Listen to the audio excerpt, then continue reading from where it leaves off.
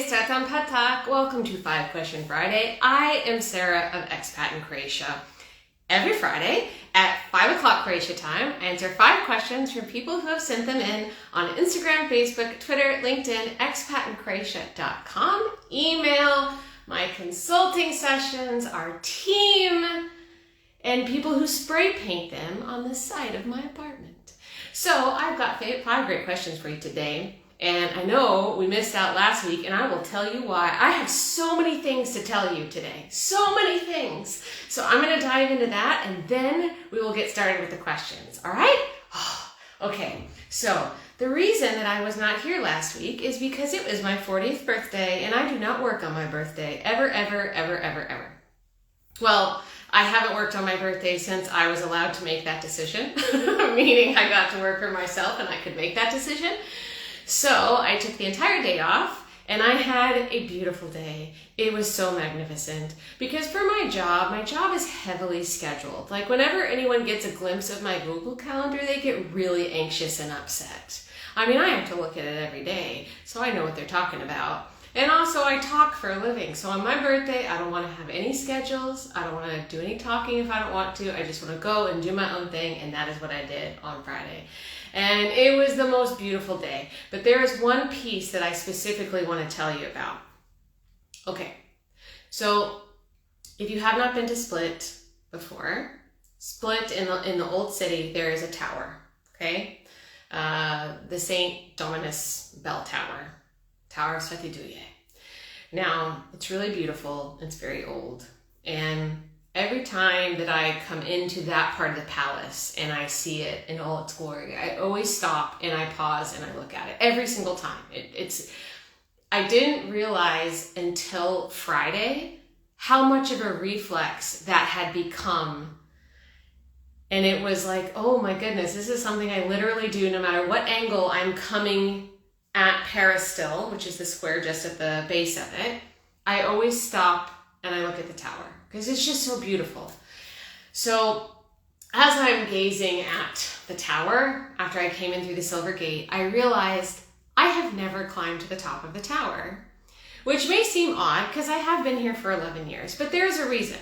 So when I first came to Croatia and Split 12 years ago, I tried to climb it, but I only got to the first landing because I'm scared of heights. And if I need to feel like I'm protected, and at the time when I was like looking up at these metal staircases, kind of going up the inside, it did not feel very sturdy to me, or like sturdy enough for me to go up it. So I went straight back down.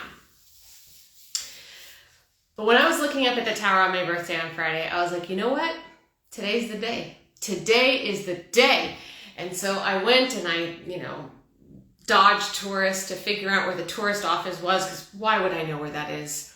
Got there, spoke complete Croatian to the woman at the desk, and she asked me, odakle ste? Like, where are you from? And I was like, ja sam iz Teksasa, ali živim u Splitu. So I am from Texas, but I live in Split. And so she was like, half price. I was like, yes! So grabbed my ticket, and I ran across Peristyle, and I went to the tower. I was so excited. And of course, there's a storm rolling in at the same time. So it's very windy, and there's like, the sky is just spitting rain. I was like, I don't care. I'm doing this. This is happening today, right now. So I went up in the tower, and when you go up in the tower, you go through this very narrow stone passageway that's kind of like this, and there's not a pretty high clearance. I'm not a tall person, so it was fine.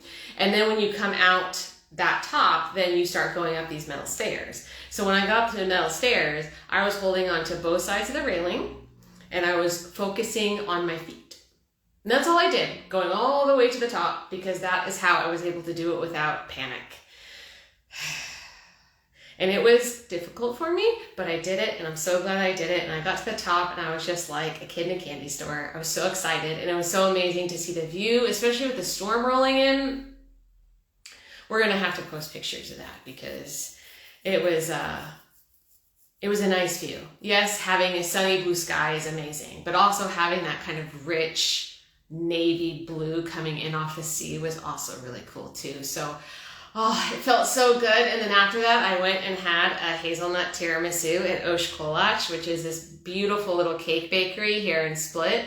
It was amazing. So I just basically took myself on a date with Split all day.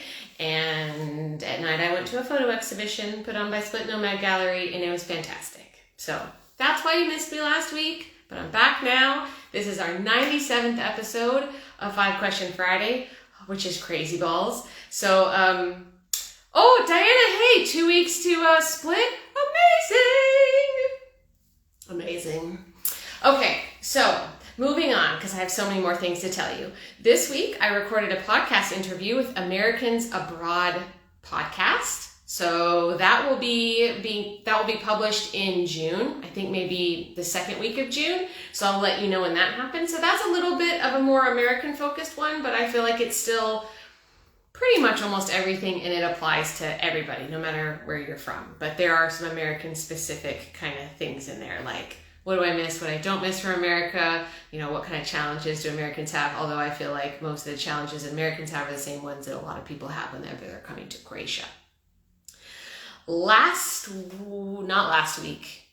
weeks ago, I think, I told you guys about how there is this German YouTube channel that's going to do a documentary about me, and it was supposed to be filmed this past week or the week before, I can't remember now. It got postponed because the weather has been apocalyptic garbage. It's just been torrentially raining all over the country, just sheets, just nonstop. So like on Wednesday, we had flooding, and it was just, everyone's been going crazy, like everywhere, nuts, cannot handle it. Rain one day, cool, but rain for like day after day after day after day, it just felt biblical. Now today, the sky is blue and the sun is shining, and it's amazing. So I'm doing this documentary with them next Friday, and what's super mega cool is we're going to be doing it at D16, which is a coffee place here in Split. If you are a foreigner living in Split, you know what I'm talking about. Well, if you're anyone who's living in Split, you know about D16.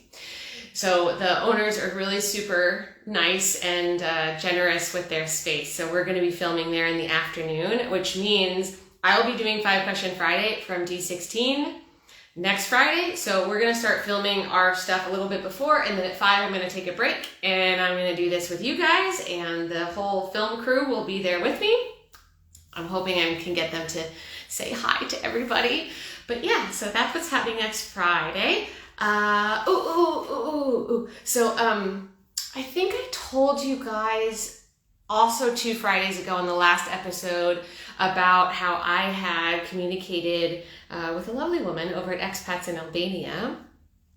Well, this morning actually, I had a chat with Sam over at Smart Move Italy, which is our counterpart in Italy.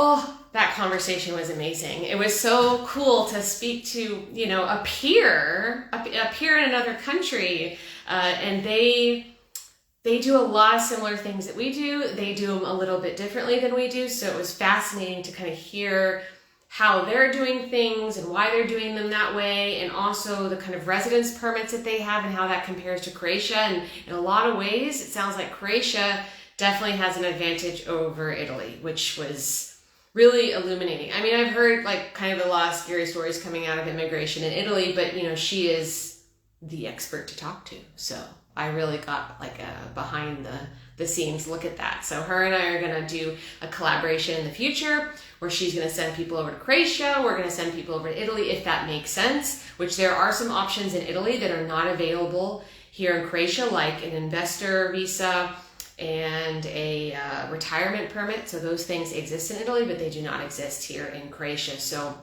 I think it's going to be a really nice fit. And she wants to interview me on her podcast, so I will keep you guys updated on that. Okay, next. Oh yeah, so I woke up this morning and I just completely forgot about a milestone that happened yesterday. It just, I don't know, things are so crazy all the time. Every day it's just like a million things that so easily an important date can just fly by without noticing. So yesterday was the 5th anniversary of me turning Expat in Croatia into a business. So 5 years ago yesterday on the 18th, I sat at a Notary Republic. I don't know why I keep saying Notary Republic. I've been doing that lately, and I need to not do that because it's wrong. I was sitting at a Notary Public, a e-Građani, a Karen Split, and I was saying, hey, I want to open up my business. And they did it. And it's been, I can't believe it's only been 5 years ago that happened. And it's been a whirlwind ever since. So that's a personal milestone for me to open up the company here and to now have, this team of 10 people and doing all the things that we're doing. And that made me feel good. And on top of that, this year is the 10-year anniversary of Expat in Croatia. So I'm not quite sure how to celebrate that or what to do. If you guys have any suggestions, we are absolutely open to hearing them. But yeah, 10 years. It's been 10 years. Unbelievable. Okay, so I want to give a shout out to a couple of fans out there who I had consulting sessions with the past couple of weeks, Andrew and Britton. Hey, thank you so much for being here, for being fans. It was such a lovely pleasure to meet you face to face. Next. Yes. So on June 2nd and 3rd, I'm going to be in Bucharest. I'm going to a big old marketing conference that I am pretty mega jazzed about. One of our other fans out there, Melissa. Hi, Melissa. She told me about it. I don't know how it wasn't on my radar already, but it wasn't. And kind of like my entrepreneur idol is going to be speaking. And so this just feels really, really big for me. So I can't wait. I'm obsessed with entrepreneurship and everything about it. So I'm going to go and be among my people for a few days. So I won't be able to do 5 Question Friday with you guys on the 2nd because I will be in Bucharest at that conference. But the next Friday, June 9th, is the 100th episode of 5 Question Friday. Can you believe it has been 100 episodes? Oh my gosh, how far things have come. The early days were hit or miss, but I believe we've hit our stride now. So for the 100th episode of 5 Question Friday, we are doing something uber special. We are going to invite 5 Question Friday fans to come on and join me. And they're going to get an opportunity to ask me a question. I'm going to ask them a question. So I think we've already sent out those invitations. We've kind of gone through all of our fans, and we want to make sure that we have, a variety of fans that are representative of, different situations, different nationalities. So if you may have got an invitation. So if you haven't checked your messages lately, if you get something from us, take a look at it because you might have been selected for that. So I'm really jazzed to see who joins us for that. And so Danielle's going to be reaching out to everybody. And if you get selected and you want to join, definitely reply to Danielle and she'll give you all the details. So that is happening on June 9th. And if you aren't going to be joining us on the live to answer questions or ask me a question, I hope that you at least join to watch because that's going to be super fun. We've never done anything like that before. And I just, I want to celebrate with you guys. This is a pretty big deal for us. 100 episodes is a lot, and I'd love to celebrate it with you. So thank you so much, everybody, for being out there and watching every week. It means the world to me, especially when I meet people on these consulting sessions and they're like, I love 5 Question Friday. And I'm like, I'm glad because I love it too.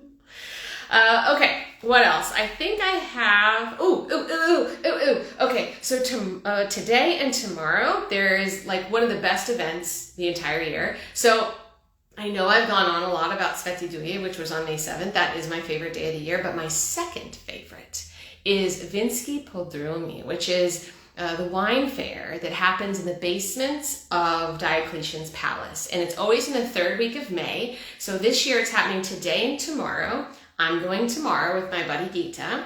So it's fantastic. You just pay a small fee and they let you rent a wine glass, and like all these winemakers from all across Croatia, as well as some from Slovenia, they're all in these beautiful, beautiful basements. It's like the best setting ever for that kind of thing. And you can wander in and out of the side rooms. And this is an area of the palace that usually you have to pay to get in there. So if you haven't been in the basements before, this is a great way to do that while also drinking until you cannot drink anymore. I advise caution.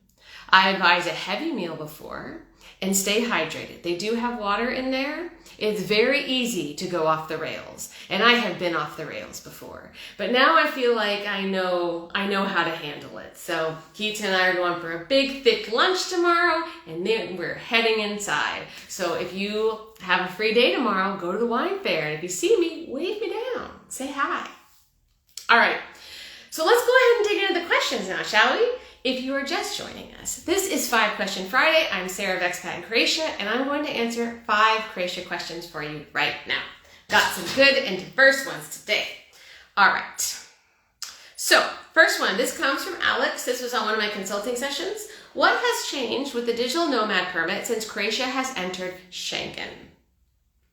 So, when he first asked me this, I was like, oh, nothing, because I was thinking like the requirements, but actually there are 2 things that have changed. Now, they're not necessarily specific to the Digital Nomad permit, but given that most people applying for residence are applying for the Digital Nomad permit, these 2 things are important for people to understand.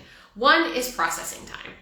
So we did a video back at the end of March, I want to say, to let everybody know, to let you know that the processing times are now longer than they were before because of Croatia entering the Schengen zone. So when you make an application, the first step that they do when they start to process your application is they enter you into the system. Okay? Now, prior to Croatia joining Schengen on January 1st, they had to only check 1 system. Now they got to check like 5 or 6, and it's creating this giant backlog. In addition, there's other factors to why there's a backlog, but Schengen is a factor. So, Digital Nomad permit used to take about 2 months to process. Now we're estimating, excuse me, I'm a little burpy. I'm gross. Now, it could take potentially 4 months. That's just a possibility. Now, what I heard today from Sam over at Smart Move Italy is their permits can take like a year to be approved.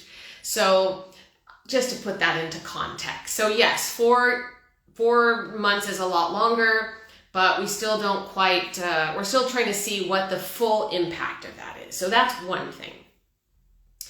The second thing is that because Croatia is now part of the Schengen zone, the time that you spend in Croatia without a residence permit counts towards your Schengen time. So when you make an application in Croatia, from the point that you make that application till the point that you are approved for residence, that time still counts towards Schengen. So you can stay in Croatia as long as your application is in process, but you are continuing to accrue Schengen days. You can only be in the Schengen zone for 90 days within a 180-day period. So it's important to understand that if you are in Croatia, you've made an application, you're in processing, all that Schengen time is stacking up.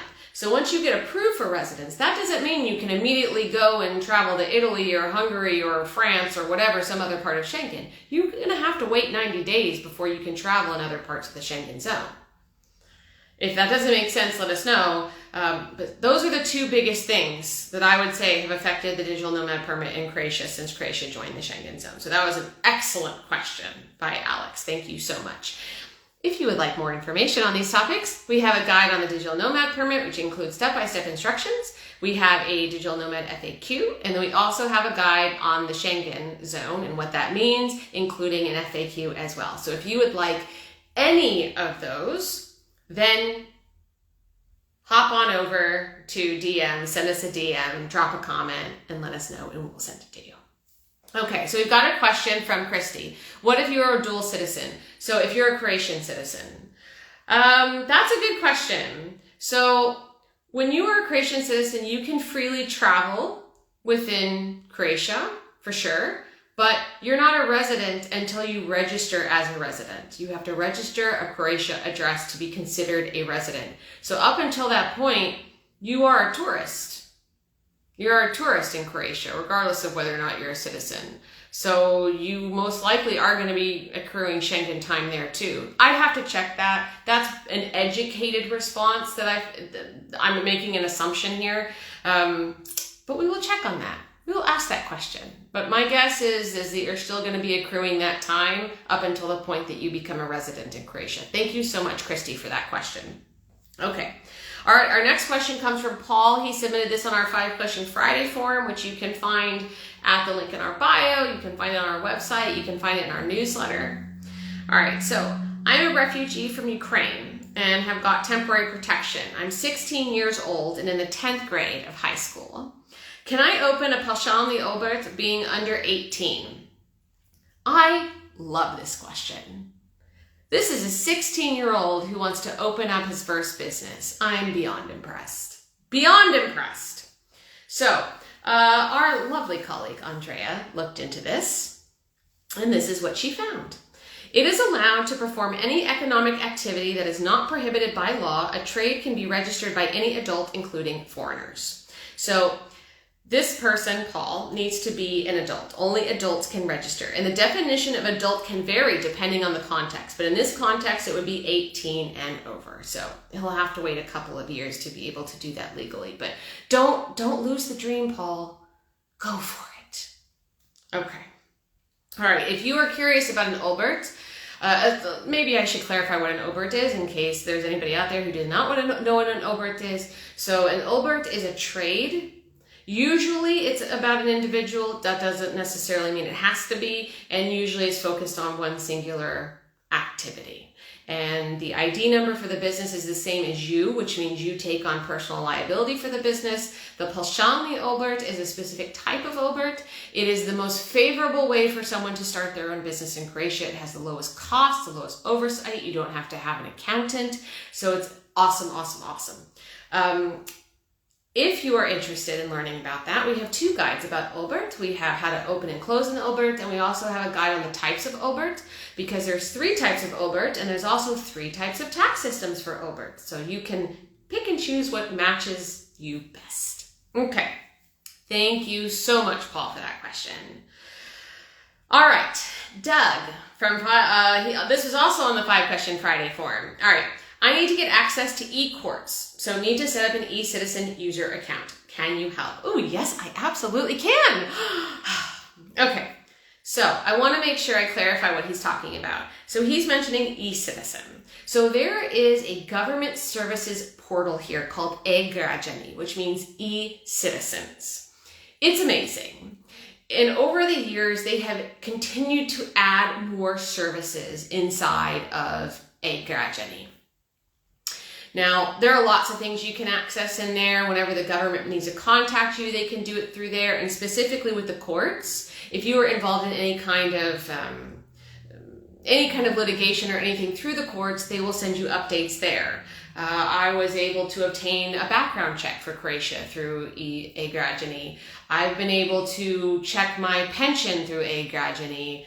What else have I done through there? I was able to request a copy of my ownership certificate for my apartment through e-Građani. So it's a really robust tool. Now we have a guide on e-Građani, everything you could possibly know about it. It was one of the most painful posts for us ever to write. I think it took well over 40 or 50 hours for us to produce this post. So, and then we spent like 30 hours on it. And then literally the next day, like the day before we were going to post it, they decide to completely redesign e-Građani. And Marie and I were just like, okay, we're going to walk off a roof now. So we had to completely redo it. Oh, memories. Okay, anyways, so how do you get access to e-Građani? Well, e-Građani has different levels of security, 4 levels of security. And depending on your level of security, you can get access to different things. The highest level of security is for Croatian citizens. That's level 4. So the way that you access it is going to determine the security. So if you're a citizen, then the best way to get access to everything is to use your osobna iskaznica, which is a national ID card, in combination with this card reader that you can obtain from the government. That's how you get the highest level of access. If you are not a citizen or you do not have a card reader, the easiest way is to do it with your bank access. So in our guide, we have a list of all the different ways that you can access it, but I want to quickly list off the banks whose access you can use to get into it. So Addiko, Erste, HPB, Istarska Kreditna, Kent Bank, OTP, PBZ, Raiffeisen, and Zaba. So all of those, you can use your token or your username and password to be able to access e-Građani that way. You can also request access directly at FINA. So if you want our guide on e-Građani, send us a DM and we would be more than happy to share it with you. Okay, that was a great question. Thank you so much, Doug.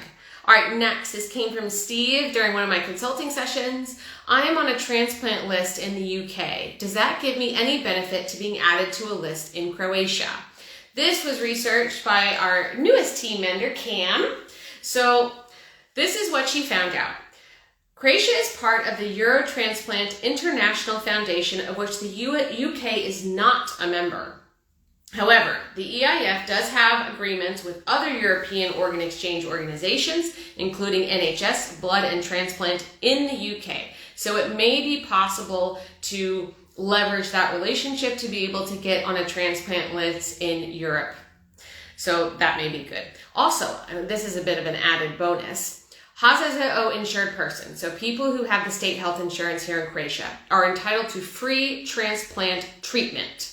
All citizens of the Republic of Croatia residing abroad have this, but after a transplant procedure in Croatia, their bills are paid by the countries of their permanent residence. I thought that was pretty fascinating. We do have a guide on organ donation as well as blood donation. If you'd like either of those, send us a DM. We'll send them right over. Okay, is this our last one? I think this is our last one. Ooh, we're scooting right along. Okay, so this came from Chris here on Instagram. Do you anticipate the laws surrounding protected tenants to change? What do most people do with property that has a protected tenant? So this was answered by our new colleague, Cam, or Carol Ann, some of you know her by. Okay, so this is what she found out. In 2018, the Constitutional Court of the Republic of Croatia made amendments to the Lease of Flats Act, creating a more balanced approach to the interest of both protected tenants and landlords, which would have included the termination of the protected rent as of September 2023, just a few months from now. However, this was abolished by that same court not long after, in 2020. We're unsure what most people do or how many cases there are. However, a handful of people, landlords, have taken the issue to the European Court of Human Rights and won based on an argument that the current situation does not allow landlords complete freedom over their property rights, with a fundamental human right guaranteed by Article 1 of the Protocol to the European Convention on Human Rights. So that's pretty interesting. So if there are any developments on that decision, we will definitely share them with you. So I'm so glad that Chris asked this question. It took a minute for us to research this, so thank you so much for getting this on our radar. Alrighty, so those are the questions for today. If you're just joining us and you're like, oh dang, I missed all of them, it's okay, don't worry. I'm gonna post a replay in the profile here in a few minutes. So this weekend, as I mentioned, I'm going to the wine fair tomorrow, but what I'm doing right now is I'm going to head back into town because tonight is the monthly meetup for the Foreign Business Owners Association. That is for people who own a business in Croatia, as well as foreigners from abroad who own a business abroad as well. So it's still open. We just found out yesterday that our association, our Udruga formation, has finally been approved, which we're so jazzed about. We want to do so many great things, and we've been waiting for the Udruga to open so that we could actually do them. But we do have monthly meetings on the third Friday of every month at Smart Space, so you're welcome to come on down. And if you want any more information, feel free to send us a DM. We can answer it. Right now we're working on the website, and once we have the website launched, we will have a list of events there. But for now, what we're doing at these meetings is we have member introductions. So we've got 2 great member introductions tonight, and then we have a educational presentation. So I'm really jazzed about the presentation for tonight. It's John Rogosic, who owns the Split International School. So he is doing a presentation called Polite Persistence, how he has worked with the city and county governments. So I know that there are going to be some juicy anecdotes in that presentation. So if you're bored this Friday afternoon and you're in Split and you want to come down to our meeting, 7 o'clock Smart Space, I will be there. And lots of other great people are going to be there too. So thank you so much for being here. I'm going to see you next Friday for another edition of 5 Question Friday. Mwah, mwah, mwah. Love you so much. Bye. Vidimo. Say ciao.